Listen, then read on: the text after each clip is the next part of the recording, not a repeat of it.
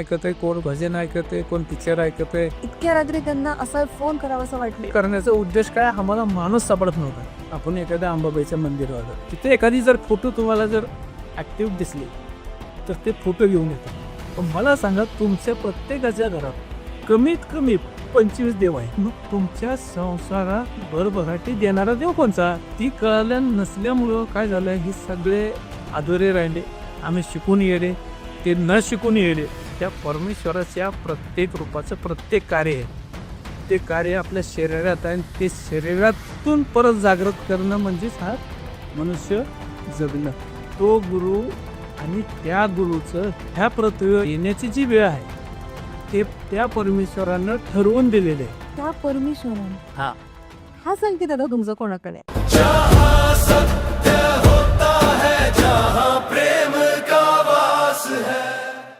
बघा, तुम्ही काय म्हणले की बाबा पृथ्वीवर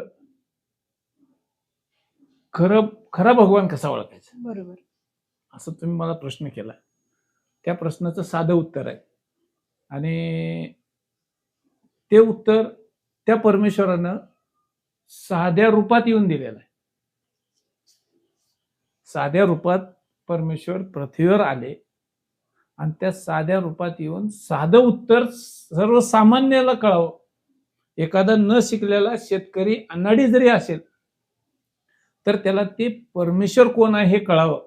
त्याच्यासाठी कबीर साहेब ज्यावेळेस मानवाचं रूप घेऊन इथं आले, पृथ्वीवर आले, त्यावेळेस त्यांनी जे ज्ञान दिलं, त्यांचे जे धोवे, त्यांची जी सांगण्याची पद्धत, त्यांना समजावून सगळ्याच गोष्टीत ह्या संसारात काय पाहिजे, कशा पद्धतीनं पाहिजे, लोकांचं ज्ञान काय, लोकांचं ज्ञान कुठपर्यंत आहे, इथपर्यंत त्यांनी सगळं समजावून सांगितलं. आणि तो जो खजाना ठेवून गेला, तो खजाना आत्ताच्या वर्तमान मधल्या सायन्स शिकणाऱ्या ह्या हुशार लोकांनी तो एक संत म्हणून एका पेटीत बंद करून ठेवलं. ते स्वतः परमेश्वर म्हणून सांगण्याचा भरपूर प्रयत्न केला. पण त्यावेळेचे जी काही लोक असतील, त्यावेळेसची कसं थोडं मुस्लिम लोकांचा प्रभाव जास्त होता. असं आमचे गुरुजी सांगतात की त्यावेळेस मुस्लिम लोकांचा प्रभाव जास्त असल्यामुळं, आपला दिल्लीचा राजा सुद्धा मुसलमान असल्यामुळं थोडं, जसं आता आपण एखाद्या कुटुंबात किंवा घरात करता चांगला असला तरच घर सुधारतंय. जर करताच जर बिघडलेला असेल तर घर सुधारायला वेळ लागतो. म्हणून ह्या वर्तमान मध्ये रामपाल महाराजांनी जे ज्ञान सांगितलं, जो खजाना, तो त्यांनी जे लपवून ठेवलेला जो खजाना होता, तो पूर्ण खजाना, ज्ञानरूपी खजाना रामपाल महाराजांनी उघडलाय. आणि ते उघडण्याची जी काही वेळ लिहून ठेवलेली होती, त्या वेळेला येऊन रामपाल महाराजांनी तो उघडला.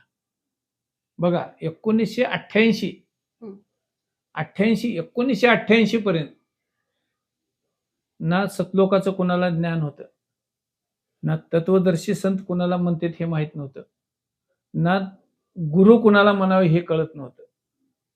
शिकून सगळे येड्याचा सोंग होता. बरोबर आहे.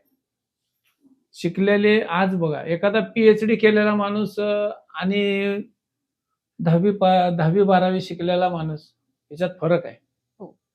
आता तुम्ही रामपाल महाराजाच्या कुठल्याही एखाद्या माणसाला जरी विचारलं, भल तो शिकलेला असो अगर नसो, तर तो परमेश्वर लगेच सांगतो, परमेश्वराचा रस्ता लगेच दाखवतो. म्हणजे त्यांना एवढं ज्ञान झालंय.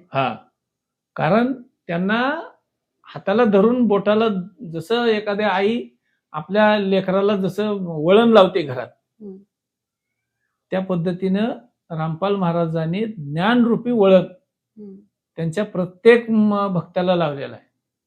त्यांचा भगत जाणून बुजून कुठलीच चूक करत नाही.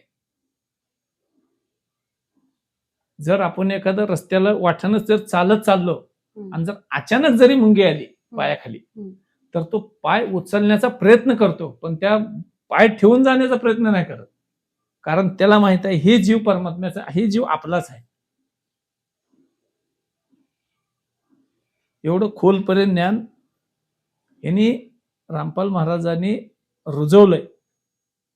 आणि हे ज्ञान गावात किंवा शहरात किंवा वर्तमानमध्ये 100 लोकातून आता 2 माणसाला कळाले. अरे बापरे, 100 मधून 2 लोकांमध्ये हा. 2